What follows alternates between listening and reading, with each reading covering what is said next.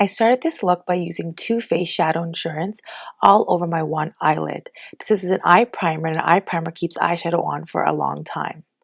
Basically acts like a glue for your eyeshadow to stay on. I then used the Morphe palette. This is a matte eyeshadow palette, and I put a base color on my eyelid as well as under my brow bone. I then followed through with a crease color. I chose a random brownie orangey color to put in the crease. I didn't blend it out too much because I wanted my crease color to be pungent and I wanted it to be very defined. You can always go back and just clean up under your eyes or your lid as you go along if you would like. I then took my MAC eyebrow pencil. This is the color Stud, and I defined my eyebrows. I wanted a very defined eyebrow, so I didn't really blend it out much because I wanted it to be sort of a harsh eyebrow look. Going on with that theme, I took some concealer. This is the color Ginger by NARS, and I defined my eyebrow using this concealer to make it look extra sharp. Again, I wanted that sharpness follow through in my eyeliner, so I took a piece of tape. I don't usually do this because it can feel uncomfortable, but I put the piece of tape under my eye, and then I used my Inglot black gel liner in number 77. This is super black and super matte to get a very sharp winged eyeliner. So as you can see, I'm just putting that on my eye. I followed through underneath my eye as well in the waterline, and then I removed the tape. I'm setting this eyeliner with black eyeshadow. This is just going to keep it in place and help it from smudging. I'm also following this look with a pair of lashes. I'm using the Lash Goddess from Coco Lashes. I secured one of the eyelashes on my eye. I had to use a toothpick to help secure it because it helps get the eyelash close to the eyelid.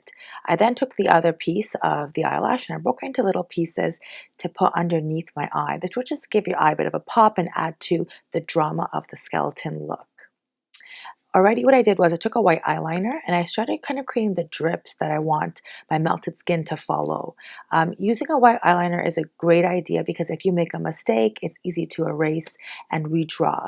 Once you're happy with the shape and what it looks like, you can go through and darken those lines with a black eyeliner. That's exactly what I did. I used a black pen eyeliner and I'm going through and I'm just darkening my lines that I made so that the drips on my face look great, and that is something I can start painting once I am ready.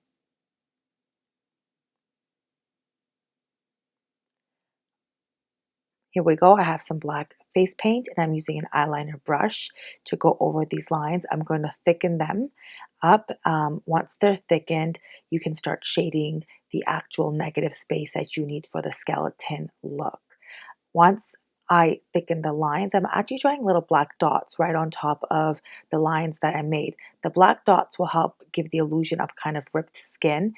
So it shows that the actual skin is splitting and turning into this skull underlay. Here we go. You can see that I've applied some black face paint to that area where I want the negative space to be for the skull. Again, I'm going through with an eyeliner brush and I'm detailing or darkening the lines to add some depth. When you're actually trying to create depth within a hollow, adding black on the edges and kind of keeping the inside of the colored part light adds a 3D effect to the look you're creating. You can also see at this point, I've kind of drawn in my nose as well. I just kind of looked at a skull picture. If you have a picture of a skull beside you and you try to reference, to things like the nose hollows, it'll be easy to draw on your face as well. What I'm doing now here is I'm going through and I just kind of cleaned up the area on my face where there was white lines left or makeup that I had erased by accident. I'm just adding some concealer to give my good side of my skin a clean finish.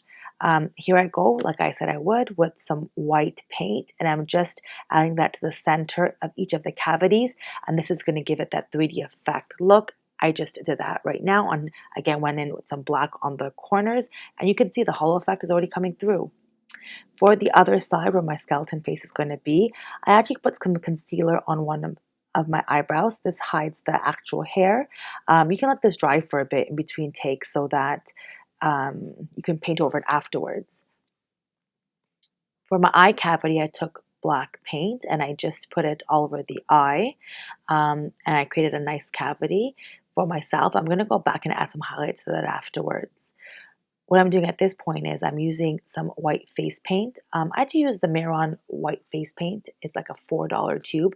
I was not happy with it. I felt like the tube was kind of cracking on my face. The paint wasn't as good quality as the Cinema Secrets one that I was using. It's a bit more expensive for the Cinema Secrets face paint.